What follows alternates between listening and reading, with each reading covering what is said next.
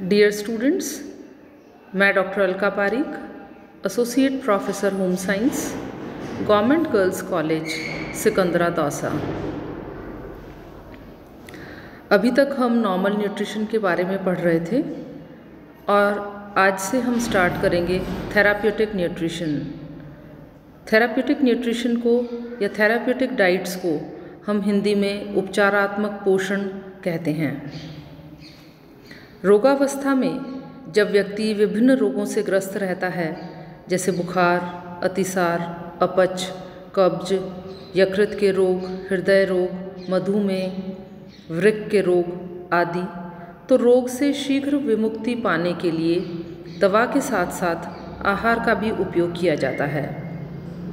रोग से शीघ्र विमुक्ति हेतु रोग की तीव्रता को कम करने के लिए और रोग में व्यापक सुधार लाने के लिए आहार विज्ञानी यानी डाइटिशियन भोजन का प्रयोग एक प्रमुख कारक के रूप में करते हैं और इसे ही आहार चिकित्सा या उपचारात्मक पोषण यानी कि डाइट थेरेपी या थेराप्यूटिक न्यूट्रिशन या थेराप्यूटिक डाइट्स कहते हैं।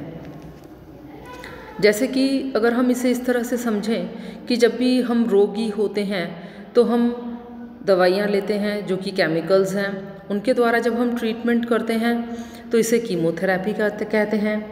इसी तरह से कैंसर के जो रोगी होते हैं उन्हें रेडियोथेरेपी के द्वारा उनका उपचार किया जाता है और जब भोजन के द्वारा हम विभिन्न बीमारियों का उपचार करते हैं तो उसे थेराप्यूटिक डाइट्स या थेराप्यूटिक न्यूट्रिशन या उपचारात्मक पोषण कहा जाता है। रोग की अवस्था में व्यक्ति का भोजन सामान्य दिनों की तुलना में भिन्न हो जाता है। रोगी का भोजन कैसा होगा, यह रोग की प्रकृति, दशा, तीव्रता और प्रभाव के अनुसार उसके शरीर में किन्हीं किन्हीं पोषक तत्वों की अधिक मांग होती है तो किसी पोषक तत्व की मांग घट भी जाती है। इन सभी के ऊपर डिपेंड करता है। कुछ पोषक तत्व तो बिल्कुल ही वर्जित हो जाते हैं और कुछ पोषक तत्व अधिक मात्रा में लिए जाते हैं। कई बार हृदय रोग के अंदर या एथेरोस्क्लेरोसिस के अंदर घी, तेल बिल्कुल और नमक का सेवन बिल्कुल बंद कर दिया जाता है, तो दूसरी तरफ अंडरवेट की कंडीशन में इन सभी के सेवन को अधिक करने के लिए या बढ़ाने के लिए कहा जाता है। रोगावस्था में चयापचय की क्रिया में भी परिवर्तन आ जाता है, जैसे कि मधुमेह में चयापचय की क्रिया ठीक से नहीं हो पाती है। बुखार की स्थिति में चयापचय क्रिया की दर बहुत अधिक बढ़ जाती है। हृदय की बीमारियों में धमनियों में वसा और कोलेस्ट्रॉल का जमाव होने लगता है। गठिया की बीमारी में यूरिक अम्ल का अधिक उत्पादन होने लगता है।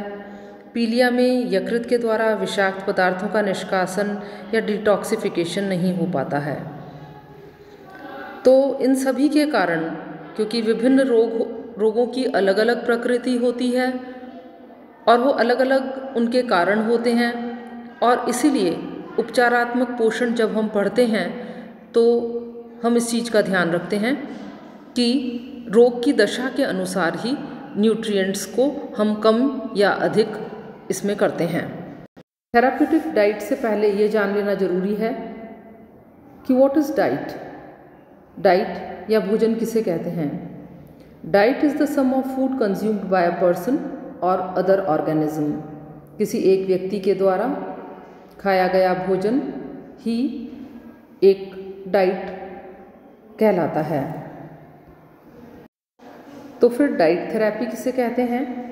Diet therapy is concerned with recovery from illness and prevention of disease. Diet therapy किससे कंसर्न्ड है? अगर कोई इलनेस या बीमारी हो गई है तो उससे रिकवरी कैसी हो, उसके लिए किस प्रकार का भोजन दिया जाए, और दूसरा, अगर कोई बीमारी हो गई है तो उसकी रोकथाम के लिए किस प्रकार का भोजन दिया जाना चाहिए, इसे ही डाइट थेरेपी कहते हैं। बख्शी के अनुसार वह भोजन जो रोग से छुटकारा पाने में सहायक हो और जो रोगी के शारीरिक मांग के अनुरूप हो, उसे उपचारात्मक पोषण कहते हैं।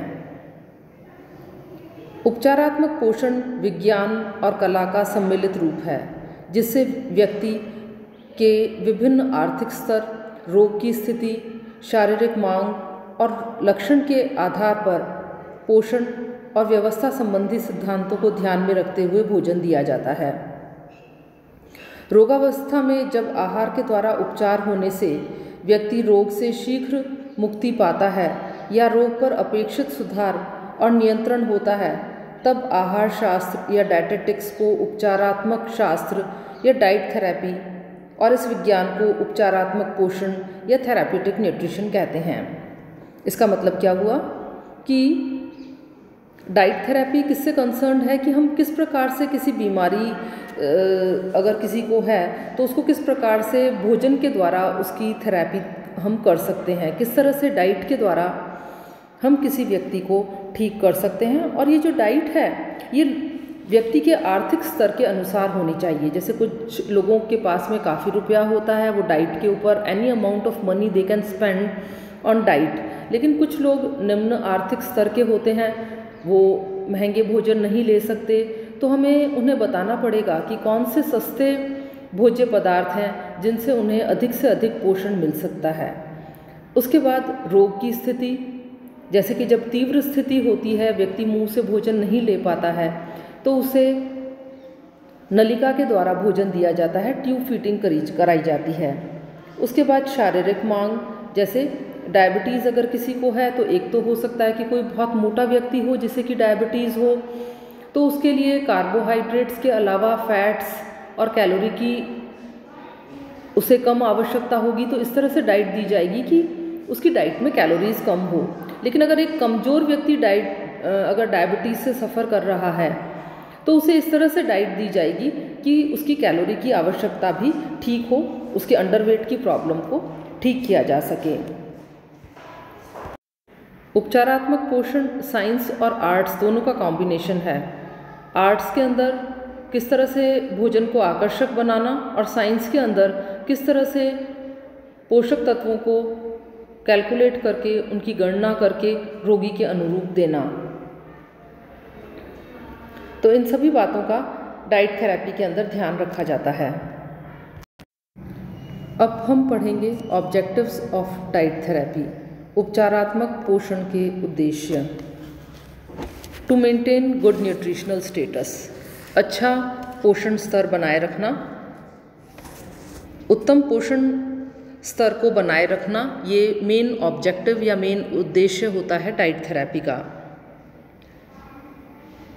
टू करेक्ट न्यूट्रिशनल डेफिशिएंसीज, यदि व्यक्ति में किसी भी प्रकार की डेफिशिएंसी डिजीज़ेज़ हैं, किसी पोषक तत्व की कमी के कारण कोई बीमारी है, जैसे विटामिन ए की कमी के कारण कोई बीमारी है, विटामिन डी या कैल्शियम या विटामिन सी की कमी है, तो उसे ठीक करना। To afford rest to the whole body और to specific organs affected by the disease, पूरे शरीर को या अगर कोई स्पेसिफिक ऑर्गन अगर सफ़र हो गया है तो उसको आराम देना। जैसे फॉर एग्ज़ाम्पल अगर लिवर की बीमारी हो गई है तो लिवर को आराम देना, इस तरह की डाइट देना। और अगर व्यक्ति ज्वर से पीड़ित है या कमजोरी से पीड़ित है तो पूरी बॉडी को रेस्ट देना। उसके बाद रोग की अवस्था के दौरान परिवर्तित चयापचय की क्षमता के अनुसार भोज्य तत्वों को ग्रहण की जाने वाली मात्रा को समायोजित करना, कि एक व्यक्ति को कितना भोजन लेना चाहिए जिससे कि उसका बॉडी वेट ठीक रह सके और वो बीमारी से रिकवर कर सके। To bring about the change in the body weight whenever necessary, अगर शारीरिक वजन के अनुसार आहार नियोजन करना, जैसे कि मोटापे की स्थिति में वजन कम करना आवश्यक होता है, लेकिन अल्प भार की दशा में वजन को बढ़ाने के लिए भोजन अधिक दिया जाता है। To adjust the food intake to the body's ability to metabolize the nutrients during the disease, बीमारी के समय फूड के इनटेक को एडजस्ट करना जिससे कि बीमारी से जल्दी रिकवरी मिल सके। तो ये थे उद्देश्य डाइट थेरेपी के। अब हम अध्ययन करेंगे प्रिंसिपल्स ऑफ डाइट थेरेपी का, यानी डाइट थेरेपी के सिद्धांत। पहला सिद्धांत होता है कि उपचारात्मक आहार सामान्य आहार से कम भिन्न हो। यदि रोग जीवन पर्यंत चलने वाला है, जैसे कि डायबिटीज़ है, हार्ट डिजीज़ है, तब आहार का आयोजन बहुत अधिक बंधा हुआ और परिवर्तित नहीं होना चाहिए, क्योंकि इस तरह का आहार लेते लेते रोगी उबाऊ होगा वो रोगी के लिए, और इसलिए रोग की अवधि जानना आवश्यक है। यदि रोग की अवधि सप्ताह 2 सप्ताह में समाप्त होने वाली है तो आहार नियोजन में फेरबदल किया जा सकता है, लेकिन लंबी बीमारी की स्थिति में आहार में बहुत अधिक परिवर्तन नहीं करना चाहिए और आहार योजना लचीली होनी चाहिए। दूसरा, उपचारात्मक आहार रोगी व्यक्ति की आर्थिक स्थिति, उसकी रुचि, खाने की आदतें, धार्मिक मान्यताएं, भोजन संबंधी पसंद और इन सभी आवश्यक बातों को ध्यान में रखते हुए ही परिवर्तित की जानी चाहिए, जिससे कि रोगी उसे मन से खा सके। यदि परिवर्तित आहार रोगी की पसंद के अनुरूप नहीं होता तब वह उसे देखते ही मुंह फेरने लगता है, और अगर ज़बरदस्ती खिलाया जाता है तो या तो वो खा नहीं पाता या खाने के बाद में वो उसे निकाल देता है, वॉमिटिंग कर देता है या पचा नहीं पाता है। इस बात का भी ध्यान रखा जाना चाहिए कि रोगी मांसाहारी है या शाकाहारी है, क्योंकि यदि शाकाहारी है तो भोजन में मांस, मछली, अंडा ये सब समाहित नहीं करना चाहिए। और इस बात का भी ध्यान रखा जाना चाहिए कि रोगी की फूड हैबिट्स किस तरह की हैं, तो उसके अनुरूप आहार योजना तैयार की जानी चाहिए। तीसरा सिद्धांत होता है कि परिवर्तित आहार शरीर की पोषण की मांग के अनुरूप हो। आहार आयोजन करते समय आहार विज्ञानी या डाइटिशियन को इस बात की पूरी जानकारी होनी चाहिए